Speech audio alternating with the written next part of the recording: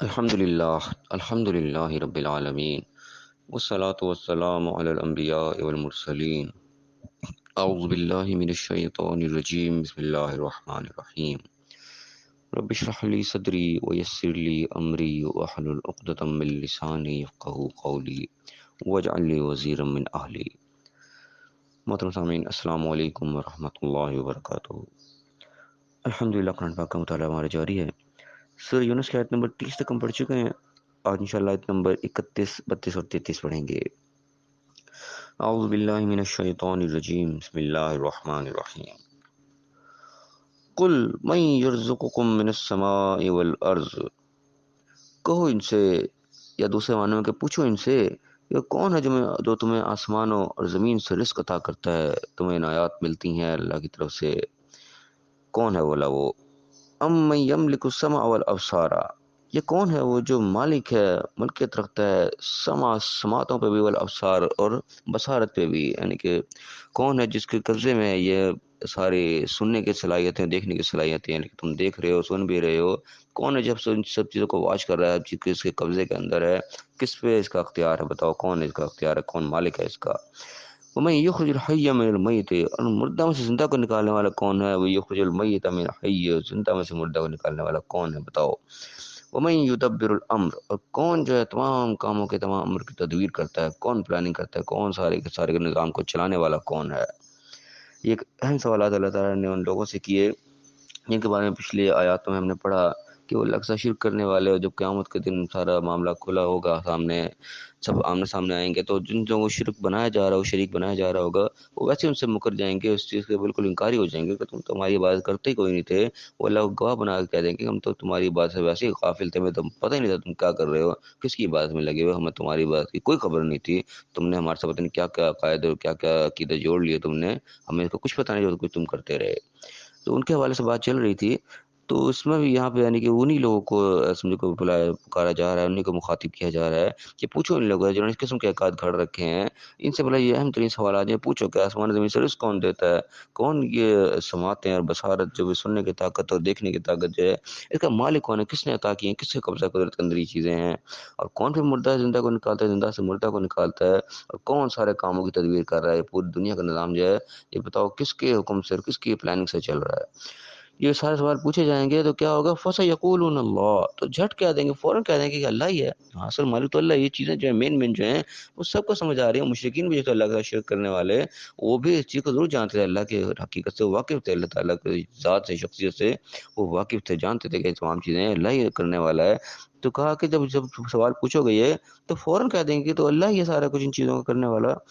فقل، پھر ان سے کہو کہ فلا تتقون، کہ تم ڈرتے نہیں ہیں، پھر تم بچتے کیوں نہیں ہو؟ یعنی کہ جس راستے پر تم چلے جا رہے ہو یہ تو اللہ کا بتایا ہوا راستہ ہی نہیں ہے، اللہ تعالیٰ اس راستے سے روک رہا ہے، جو کہ تم اللہ کے سوا دوسروں کو شریک کر رہے ہو، بیچ میں دوسروں کو تم نے اختیارات دے رکھے ہیں، دوسروں کے حکم کو غلامی میں تم کرنے لگے ہو، اللہ کے حکم کو تمہیں پر سے پوچھ ڈال رکھا ہے۔ اللہ تعالیٰ جن چیزوں سے روک رہا ہے اسے تم رک نہیں رہے، جن کاموں کو تم حکم دے رہا ہے وہ تم کر کوئی نہیں رہے، غلام تم کسی اور کے بنے ہوئے ہو، اور اگر تم سب چیزیں جانتے کہ جو کچھ اللہ کی طرف سے تمہیں نعمتیں ملی ہوئی ہیں، جو مین چیزیں جس کی وجہ سے ساری زندگی کا نظام چل رہا ہے، یہ سارا کچھ اللہ کی طرف سے ہے، ان سب کا مالک اللہ ہی ہے، تو پھر تم ڈرتے کیوں نہیں، کہ بچتے کیوں نہیں، پھر اس راستے پہ کیوں چلے جا رہے ہو جس سے اللہ نے روک رکھا ہے؟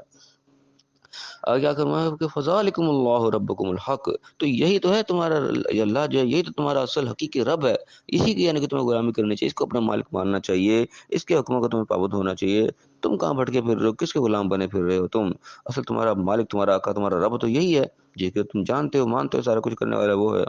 فماذا بعد الحق الا الضلال، تو پھر حق کے بعد کیا ہے سوائے گمراہی کے؟ یعنی حق تو تمہارے سامنے واضح ہے، تو خود اقرار کر رہے ہو اس چیز کا کہ تمام چیزیں جو تمہیں بتائی گئی ہیں اصل ان سب چیزوں کا مالک اللہ تعالیٰ ہے، یہ سب کچھ کرنے والا وہی ہے، تو پھر ظاہر ہے جس کے قبضہ قدرت میں ساری چیزیں ہیں، جو اصل مالک ہے تمام چیزوں کا، تو پھر حکم بھی اسی کا ماننا چاہیے، رب اسی کو مانا جانا چاہیے، مالک اسی کو اپنا سمجھنا چاہیے، نہ کہ تم کسی اور کے غلام بن جاؤ، کسی اور کو اپنا مالک سمجھ لو، تو یہ تو پھر زیادتی ہے۔ تم حق چھوڑ کے کہاں جاؤ گے؟ تو حق چھوڑ کے جہاں بھی جاؤ گے گمراہی ہوگی، حق تو ایک ہی ہے، اس کے بعد تو بھی گمراہی ہوگی۔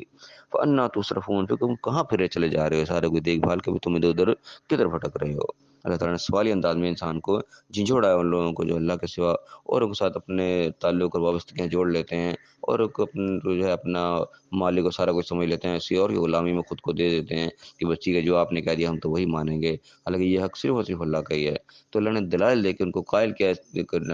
کرنے کے حوالے سے بات کی کہ سب تم مان رہے ہو تو پھر اس کے بعد تم کہاں بھاگے چلے جاتے ہو۔ فَمَا كَذَلِكَ حَقَّتْ كَلِمَةُ رَبِّكَ عَلَى الَّذِينَ فَسَقُوا، اسی طرح پھر حق ہوئی تیرے رب کی بات ان کے حق میں جنہوں نے فسق کیا، نافرمانی کی، حکم دیے گئے کہ حکم کو نہیں مانا، نافرمانی کر دی انہوں نے۔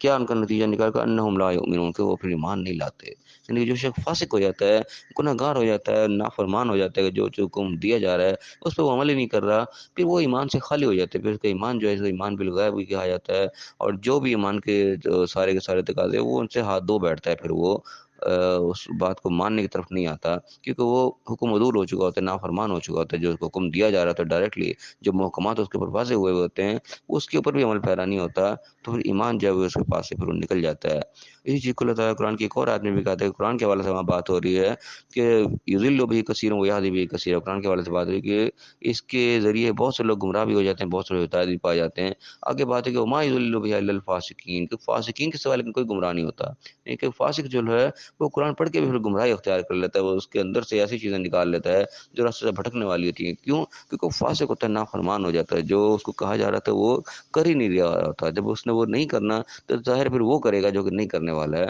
وہ ظاہر گمراہی کی طرف ہی جائے گا، حق کے راستے کو تو پہلے قبول نہیں کر رہا۔ تو یہاں بھی وہ بات ہوگی کہ تیرے رب کی بات پھر ان کے حق میں سچ ہو جاتی ہے، جو فاسق ہو جاتے ہیں جب سب کچھ مان رہے ہیں، ہر چیز کا اقرار کریں کہ ہاں اس تمام چیزیں کرنے والا اللہ ہی ہے، تو یہ چیز تو واضح ہو گئی، واضح ہونے کے باوجود بھی جب اس کو نہیں مانیں گے، نافرمانی کریں گے، فسق کا ارتکاب کر لیں گے، فاسق ہو جائیں گے، تو پھر ایمان سے خالی ہو جائیں گے، پھر وہ ایمان نہیں لائیں گے، بات کو نہیں مانیں گے۔